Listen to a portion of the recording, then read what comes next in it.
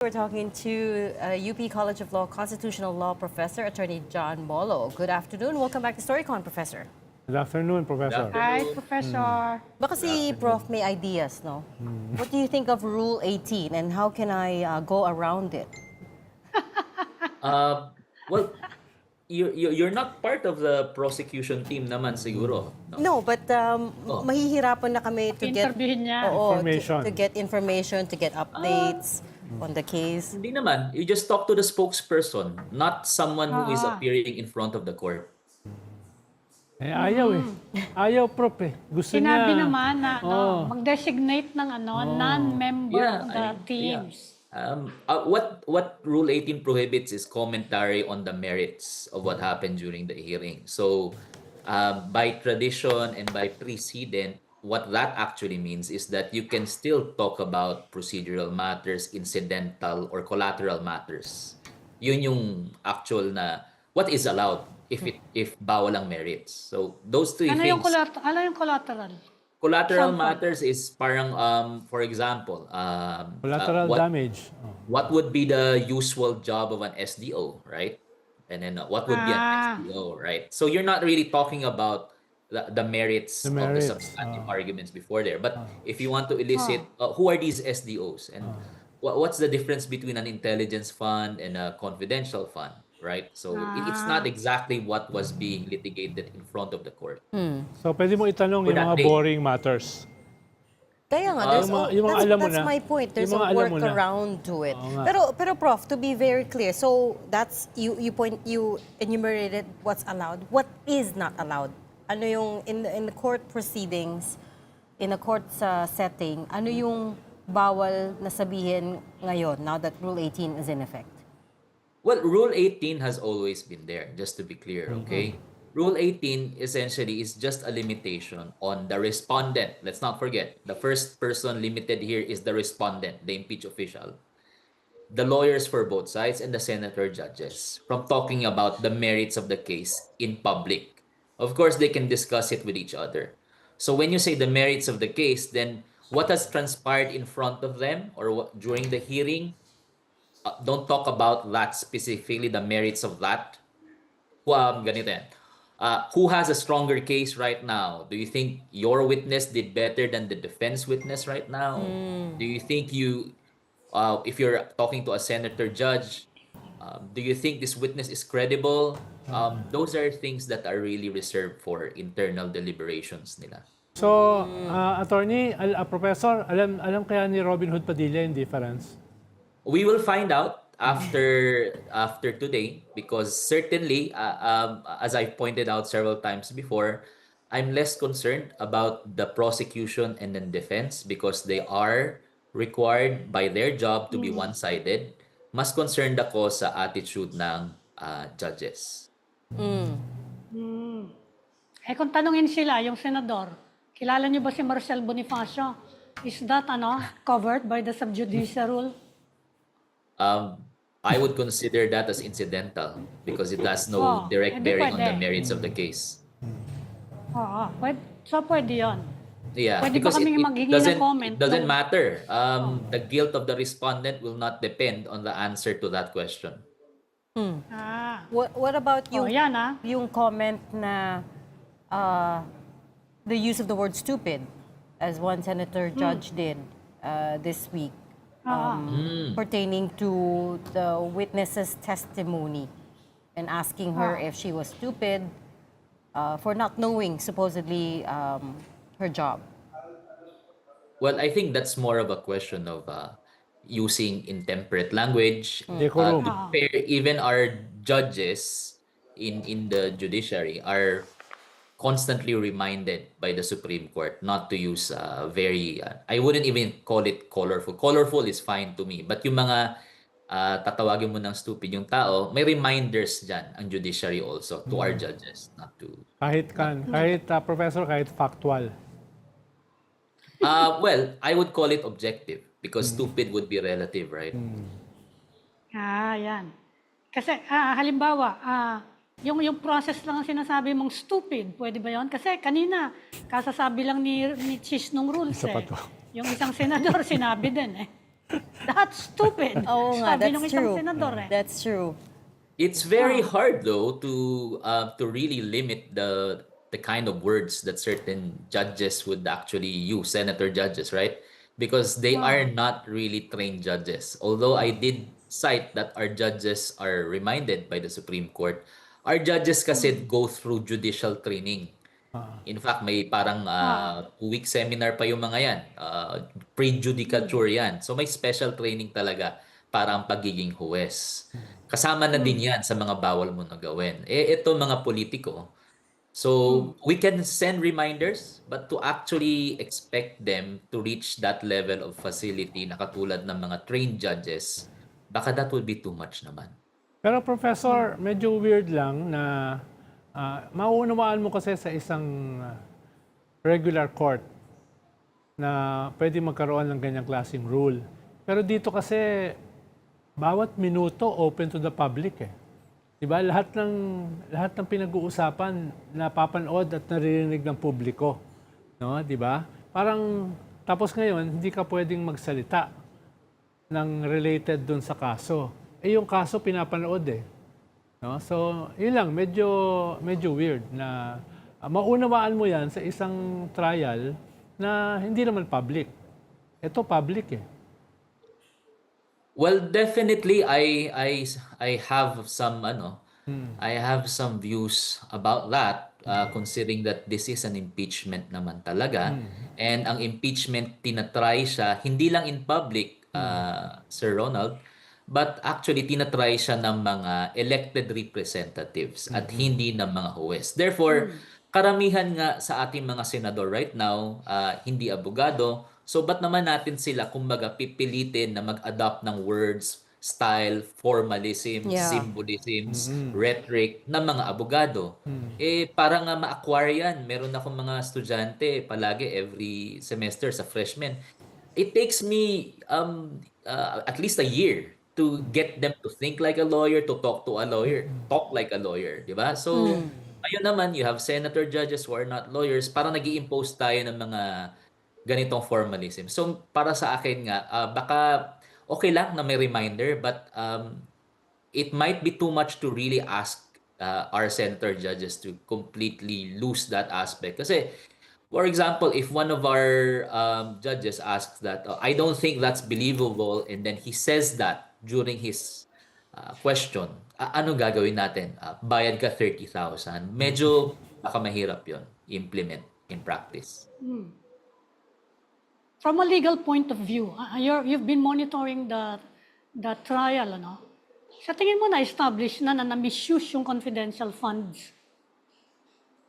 I think what the prosecution is targeting really is misuse in the sense that there has been a proof that non-compliance with the Yeah. COA circular and other established And government the J. proceedings. Okay? Yung joint So, circular. bukod doon, based on the past several days with this set of witnesses, medyo na-establish din ng prosecution yung punto nila na hindi lang procedural misuse, but actually, I would use the word na parang I'm really surprised that close to 500 million pesos went out and then no one knows where the money went. So parang medyo malaking tuldok yun. So ngayon, I'm sure hindi lang siguro ako, maaaring yung mga taong bayan mismo nagtatanong if hindi nila alam, and these are people who are officials of the OVP themselves, hindi nila alam saan napunta yung pera, paano ma-justify to. So sino ba talaga? And kasi 500 million yun eh. Ilang classrooms na yan, di ba? So if that's not yet misuse, yun yung linalatag ng prosecution dito, di ba? They're not setting it up na parang misuse na binulsa. But Yes. kumbaga ang linalatag nila, this is misuse procedurally and at the same time morally, because this is an impeachment, morally, because 500 million went out of the bank and disappeared. Parang ganun ang lumalabas. So, Yeah.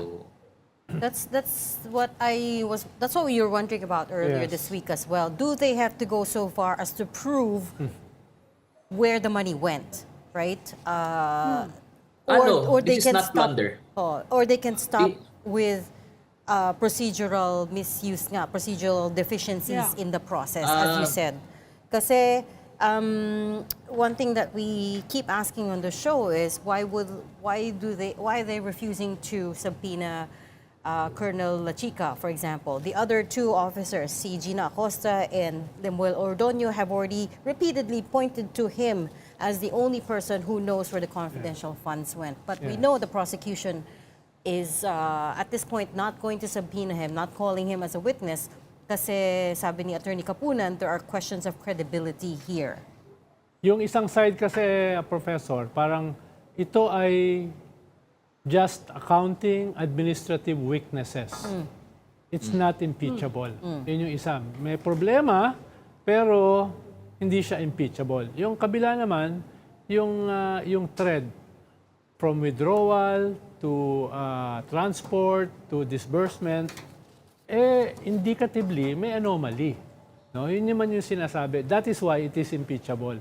So, yung isang linya, parang lang naman to weaknesses lang naman to ng accounting tsaka administration. System. Di ba? Systems lang naman to Systemic siya. Yung sa isa, talagang, Willful. Hindi lang yan, hindi lang yan administrative, no? Willful yan. Pero mo, willful disbursing officers, hindi alam kung saan napunta. No? Ganun ba? Well, a mistake, a mistake would be, let's say you mistakenly put in a wrong number, you put in a different name, or maybe you mistakenly disbursed one amount to a certain individual or a wrong safe house. But so far, ang linalatag kasi ng prosecution is that we are not talking about one name, one number, or one amount, or one confidential informant. We are talking about a series of funds over and over again. Yes. 4 na tranches na lumabas na tig 125 million. Yung pinakita nila yesterday, I think 16 million na pare-pareho yung amount pero iba-iba yung periods.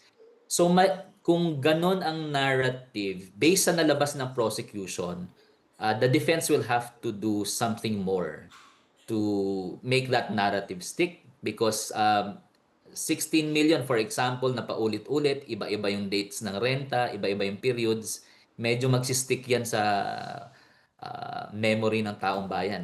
Hindi naman ganun kadali na sabihin na nagkamali lang. No, medyo there's something wrong based on the way it was utilized. Pag ganun ang dating. So far, that's where these things are now based on what these witnesses are saying. What about misuse by through the handling of the money itself? Because Gina Acosta kept saying that she trusted Colonel Lachica with the money, right? Hindi na niya hiningan ng mga supporting documents. Lahat ng ARs galing kay Colonel Lachica when in fact she's the SDO and the rule says she's the one that has to pay off any informants or any assets or anything like that. Well, that's precisely why these rules exist. Tandaan natin, nung panahon ng PDAF at DAP, nagkaroon ng mga kaso, tapos moving forward from that experience, naglagay tayo ng mga ganitong regulations para hindi na ganun kadali mawala ang ganito kalalaking lump sum funds, di ba? And, yan, kaya nga joint circular yan. Para ma-spot ka agad and ma-question kung bakit lumalabas yung pera na medyo irregular yung proseso.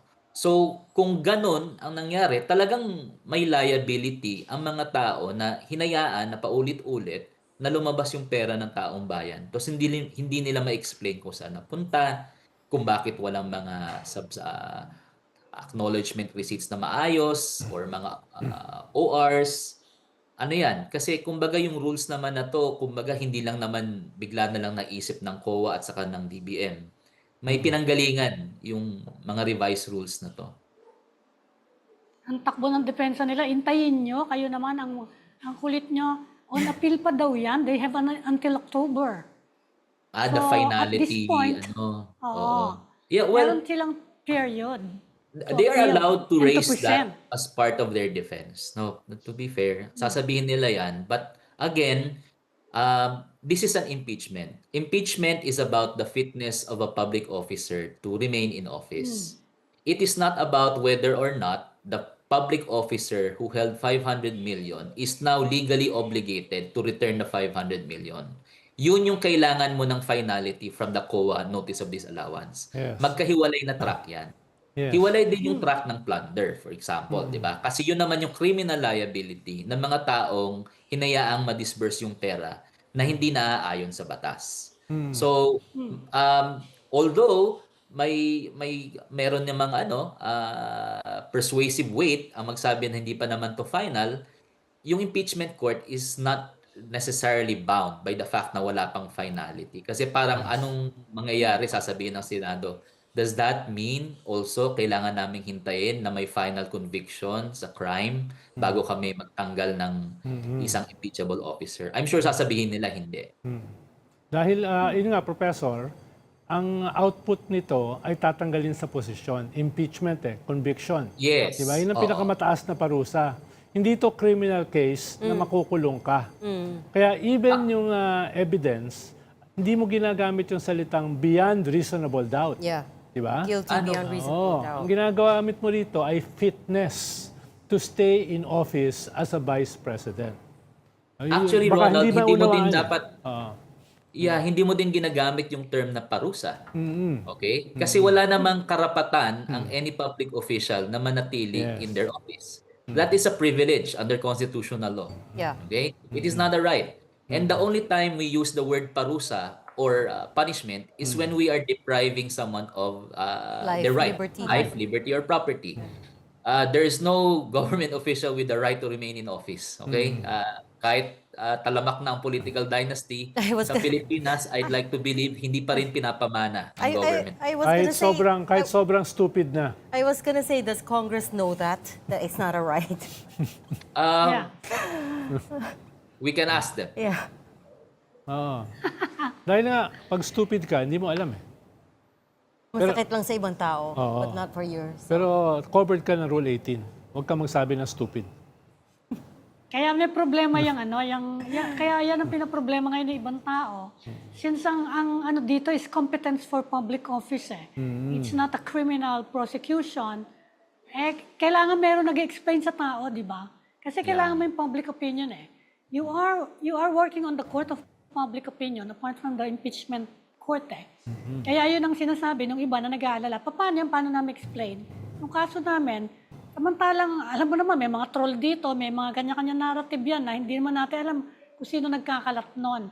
How do you deal with that? Yun ang inaalala nila dito sa ruling na reasonable naman yung ruling, na, oy, mag-behave nga kayo dyan.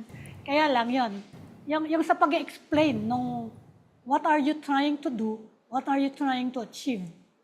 Yes. I think, Amy, you pointed out a very legitimate concern. No?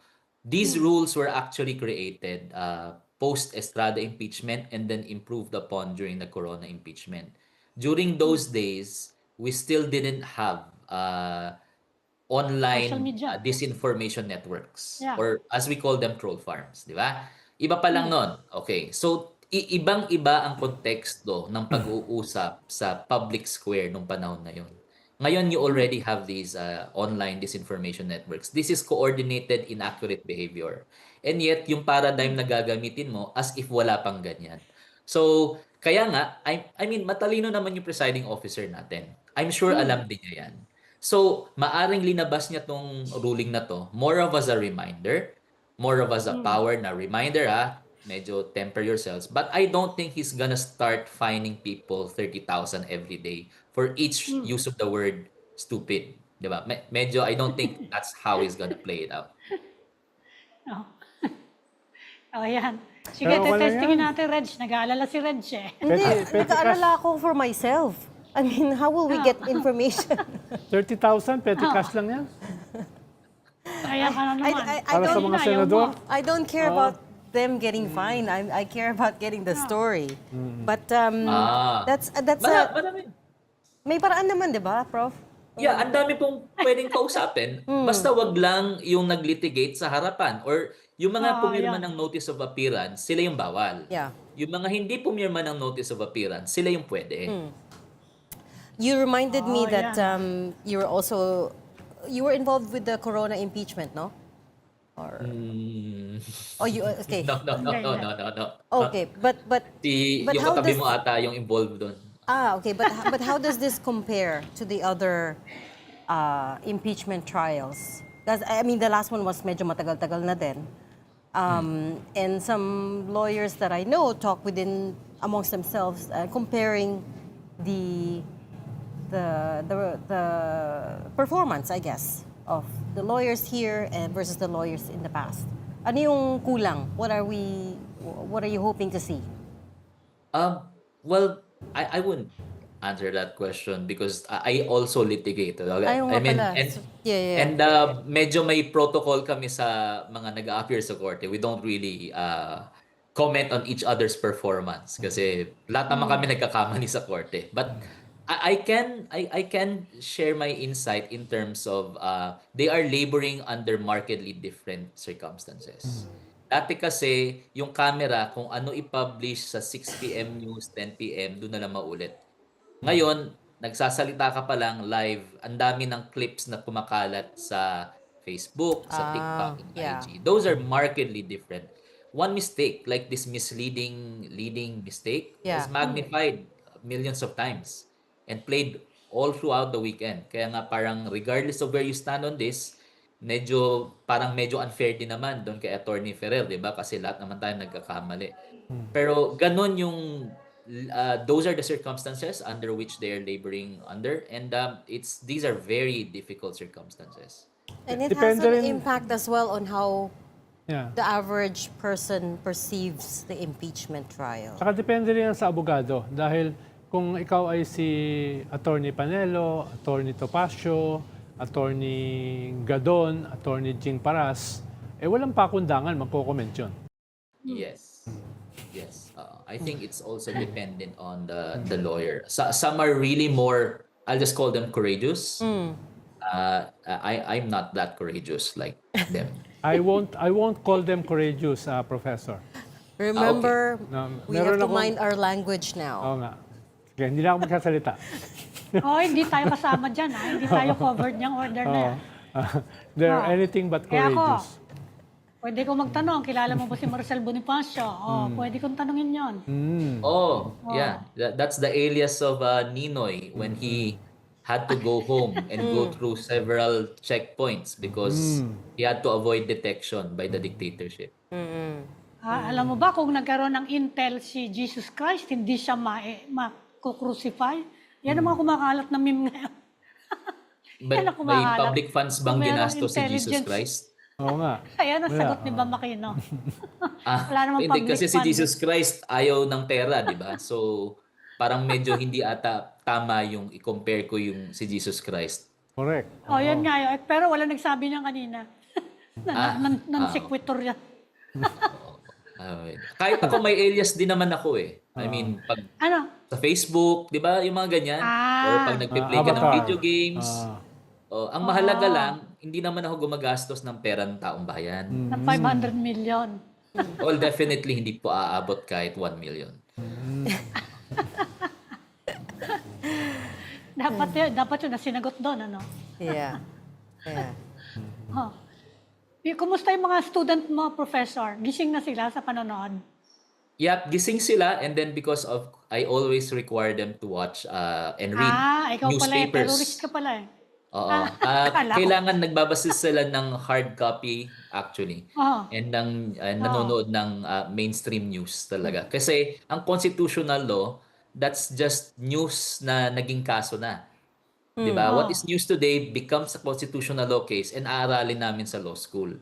So sabi ko nga, like last year, yung news last year was also the first impeachment of the Vice President. Yeah. Naging kaso din, kaagad, di ba? Duterte versus House of Representatives. So sabi ko, real time, you really need to watch the news because that's what we're gonna discuss in class. Di ba? Wala ba, Hindi na sila inaantok, ha? Hindi, dapat. wala ba nandi-discourage, Professor, na tumuloy sa law? Or conversely, na-encourage because of what's going on. Well, sa sa amin kasi sa UP, medyo kasama din sa pagtitrain and sa conversations namin, yung fact na, I'll just talk about myself. Isa sa mga ina-assign ko sa opening session namin, yung number one, yung sulat ni Ka Pepe Jokno, doon sa isa niyang anak, na nagtatanong, nung panahon ng martial law, dapat ba akong mag-abogado pa rin kahit ganito nakadilim yung legal system natin during martial law. Tapos yung isang ina-assign ko sa kanila, yung sulat naman, The Last Letter of Ninoy to Koreaki. Yeah. Those two, kasi parang maganda siyang setting para tanungin yung mga estudyante, bakit nga ba tayo nandito? And bakit natin ito pagpapatuloy? Bakit tayo magpapakahirap para mag-aral ng batas kung ganito din lang naman kagulo ang Pilipinas? So, ganon. So, I hope na pag may mga ganong klaseng readings, medyo nainganyo pa rin sila Na-inspire. ipagpatuloy yung pag-aaral. So, sorry, Prof. Coming back to your point about the procedural missteps in this, which the prosecutors seem to be, trying to emphasize. Is it enough? Has it crossed the threshold, do you think? And again, it doesn't need to go so far as them producing. Because there was a time when the prosecutors told us that they were going to subpoena Mary Grace Piatos, for example, and the rest of the other funny names on that list. But wala na kaming balita doon. We don't know if they did go ahead and where the subpoena was even delivered. So where they're stopping now, has that crossed the threshold, do you think? Well, right now we are at that point where the public, the Filipino public, is really concerned that this amount of money repeatedly went to this office and went out of this office and all went to one individual, violating several COA procedures and other government procedures. Now, the charge is misuse and abuse, right? So by itself kasi, since it's repeated according to these witnesses, and even the witnesses themselves don't know how 500 million was actually spent, they are at that point nga, and I understand why the prosecution is also thinking that maybe this is enough. Kasi parang, look, the senator judges themselves, when you listen to their questions earlier, right? They're really quite alarmed by the fact that this repeated behavior of treating 125 million for each tranche, totaling 500 million, happened. Parang sila mismo gulat na Yeah. pwede pala. So kung ang gagamitin nating barometer ay yung mga pagtatanong mismo ng mga senator judges, medyo kumbaga medyo yung prosecution confident na sila doon sa kanilang position right now. Maybe that's also why they don't think they need Colonel La Chica anymore. Yeah. Accurate ba na tawagin siyang scam? Yeah, I was Kasi going to ask the same nagpo-protesta thing. yung ano doon eh. And in fact, the defense and the court pushed back a few times on the framing of mastermind. Tsaka Yeah. yung framing na scam. What was going on there? Yeah, kasi nga during a criminal trial, hindi mo naman pwedeng tawagin yung defendant as a murderer. Kasi murderer is a conclusion of fact and law. 'Di ba? Ngayon, criminal trial nga 'yun kasi. Pero kasi sa impeachment proceeding, parang una-una yung senator judges mo hindi naman abogado, yung audience mo, hindi lang din sila, yung publiko. So, if you insist on keeping on, halimbawa, scam. So, trinay ni Attorney Lagutan, gamitin yung word na I think modus operandi. Yeah. Modus operandi is actually used quite a lot in law because what it really means is that mode of operation. It's actually neutral. Mode of operation. Pag ginamit niya ng NBI in their complaint, it's not value laden. It's actually just mode of operation. Pero sabi kahapon bawal 'yon. So the other day. And then kahapon bawal yung word na scam. So ano na lang natitira sa English language? Scheme. Scheme. Medyo bawal Scheme. din yata 'yon. Baka magreklamo kasi sensitive kabila. Hindi, procedural ikaw naman. Siguro process na lang or procedure. You know, it's gonna be hard to ask questions now depende doon sa sensitivity ng Yeah. kabila. Kung ano yung Yeah. acceptable language sa kanila. Ano to, parang magiging school of procedural ano yun, political correctness. Which is interesting because, it's an impeachment case. The question is whether or not a public official is fit for office, and one of the charges is Article 2, wherein the words used were, forgive me, but this is what she really said, several times. Papatayin ko yan. And then we're suddenly concerned about decorum, respect. Parang medyo Stupid. so anong words ang pwede lang gamitin considering na the very charges themselves, in order to describe them, will require certain, diba, these words. Yeah, I think we have to bleep out that word. Parang modus operandi. Modus operandi is procedural. Pero pinagbawal. Diba? Yun nga. Yeah, Oo but nga, and then kanina lang in today's hearing, there was a lot of objecting to the word confusion in the framing of the question of the prosecution. Sabi kay Ortonio, so could the confusion have been avoided if she had just specified what the confidential funds were for example? Even the use of the word confusion, for example, triggered objections. So parang where do you draw the line, I guess? That's why the presiding officer is also important, and good enough that the presiding officer really just polices it a lot. Pero kasi nga, trabaho ng defense mag-object. No? Di ba? Trabaho naman ng kabila na but remember, if you remember, during the early part of the proceedings also, naalala nyo, halimbawa, sino yung gumagamit ng words na according to you, di ba? Yung mga Yeah. ganyan. Oo. Pros. Ah. Di ba? Tapos parang, do you know the meaning of ganito? Oh, I withdraw. Ah. So, both sides are actually doing it. And that's fine because that's their job. They're trying to provoke a certain response from the witness. So, I'm not gonna go after them because that's part of the language of litigation, right? So, kanya-kanya kaming style.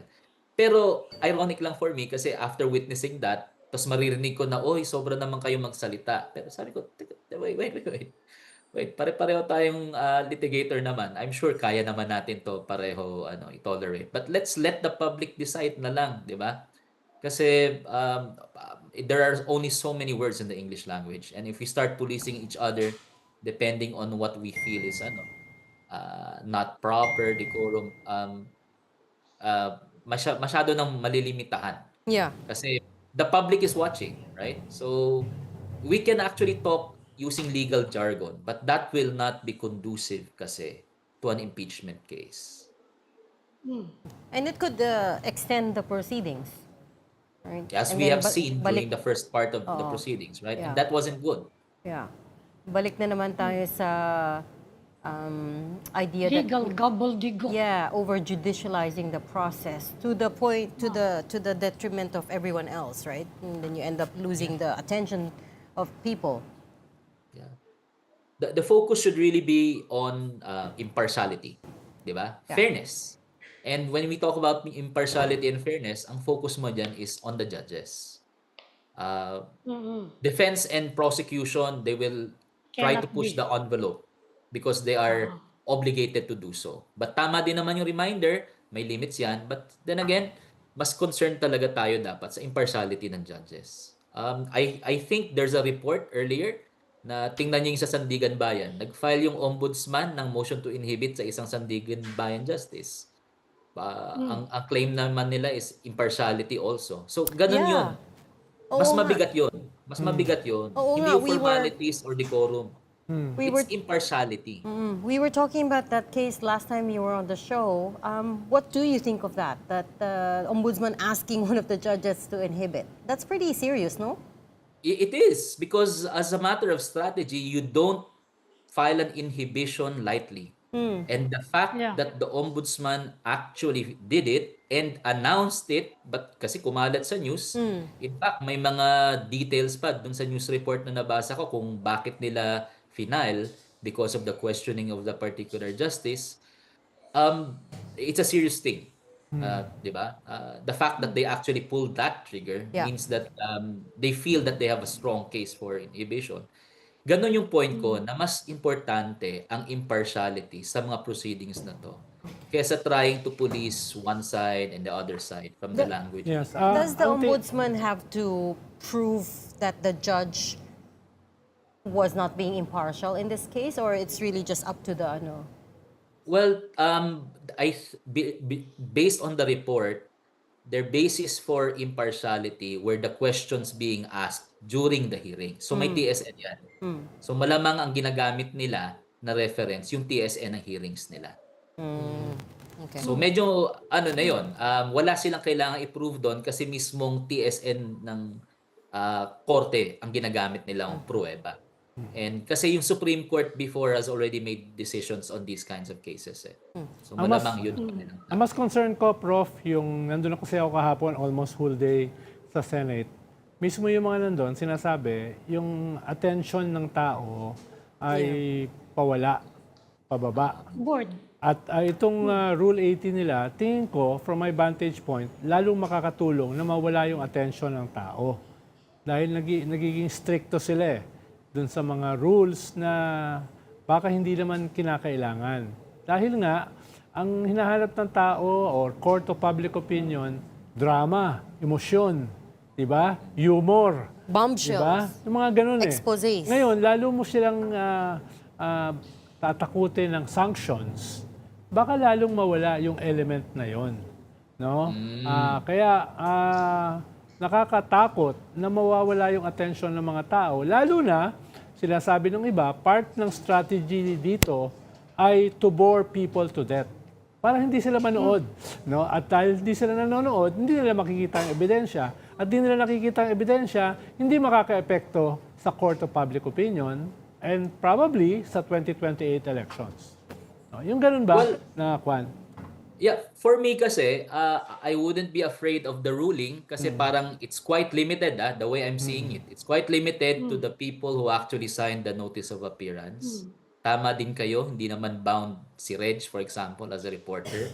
Ang pwede namang habulin dyan, yung sumagot ng tanong ni Reg, Spokesman. if ever. Maraming spokesperson, both sides, so pwede pa rin nilang patuloy. And at the end of the day, yung proceeding na to is still an impeachment trial.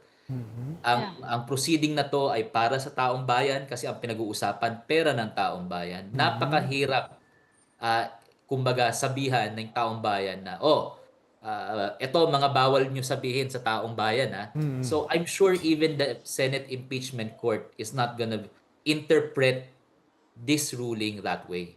Kasi Pero yung Rule 18 nandiyan na yan. Yeah. Ano na yan? Katulad ngayon, Professor, no, marami dyan sa mga prosecution at saka defense na naimbitahan magsalita sa mga talk shows this next few days ay umatras na lahat because of this ruling.